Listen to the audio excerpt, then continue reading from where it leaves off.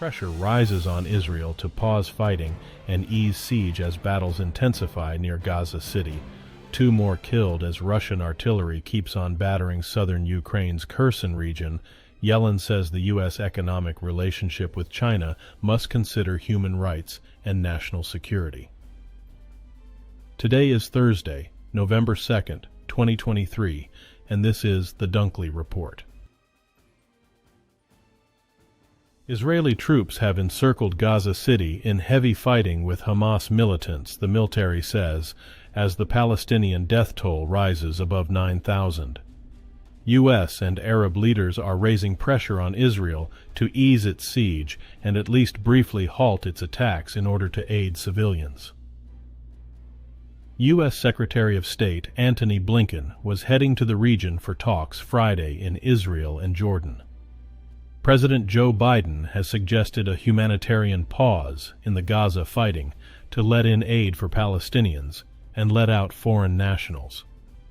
Hundreds of Palestinians with foreign passports and dozens of wounded left Gaza Wednesday for the first time, and dozens more were leaving on Thursday. Dozens of Palestinians with foreign passports crossed through the war-torn Gaza Strip's only exit for the second straight day, escaping the suffocating siege into the empty Egyptian desert.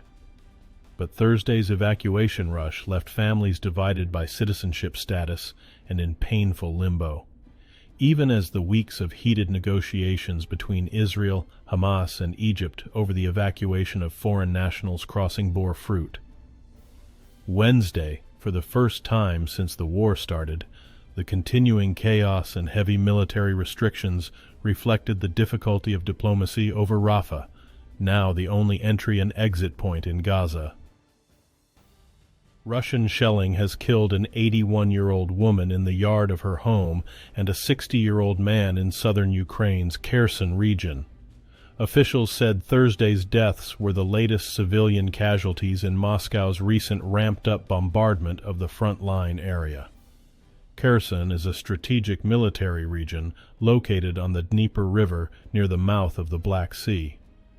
Unconfirmed reports say attacking Ukrainian troops have gained a foothold on the Russian side of the river as part of Kyiv's months-long counteroffensive.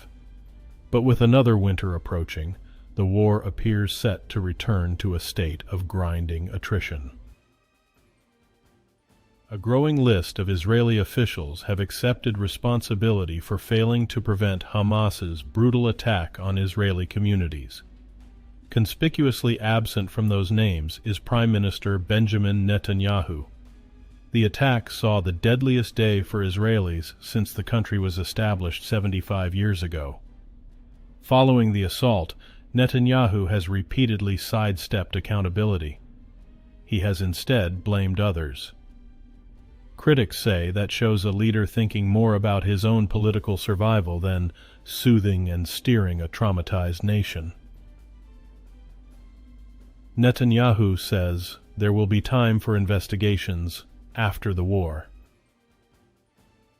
Israel ground troops are advancing toward Gaza City as diplomatic efforts intensify for at least a brief pause in the fighting in Gaza's deadliest war.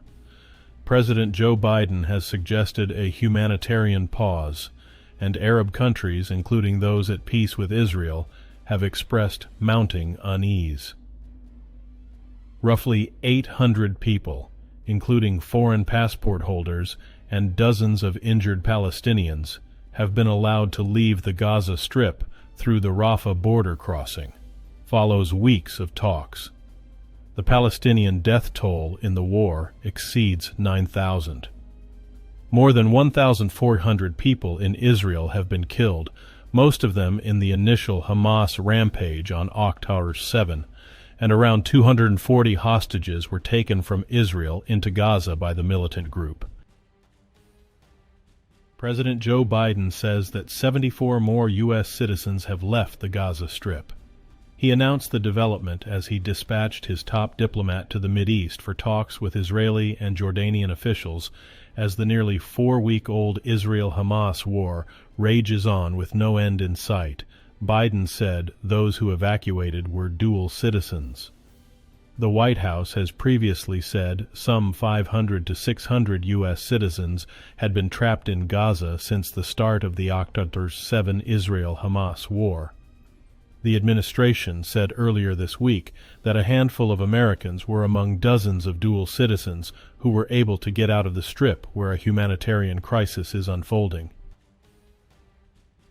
Vladimir Putin is expected to seek another term in the Kremlin when Russia holds presidential elections next March.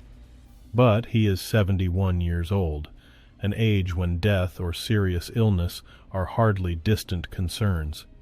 If Putin was not on the ballot for some reason, it's not clear who might take his place.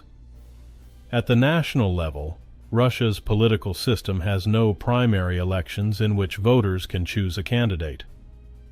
Political parties select their own contenders and then present them to the electorate. However the process plays out, a candidate almost certainly would come from within the current power structure, as none of the lesser parties' candidates would have wide recognition or support. Record-breaking winds in France and across much of Western Europe left at least 7 people dead and injured others. Storm Ciarán charged through the continent Thursday. Vast numbers of people were plunged into darkness. Homes were devastated and travel was disrupted in several countries. Roofs were torn from homes on the Channel Islands where gusts of more than 100 mph were reported, and travel disruption in several countries were severe. The storm blew out windows and left 1.2 million French households without electricity. A truck driver was killed when a tree hit his vehicle in northern France, and emergency workers hurt.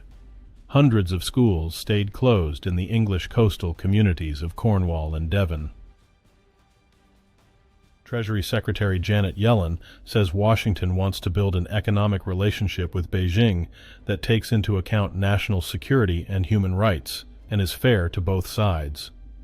In laying out the Biden administration's economic approach toward the Indo-Pacific region, Yellen says Washington does not seek to decouple from China, the region's largest economy, and the world's second largest next to the United States.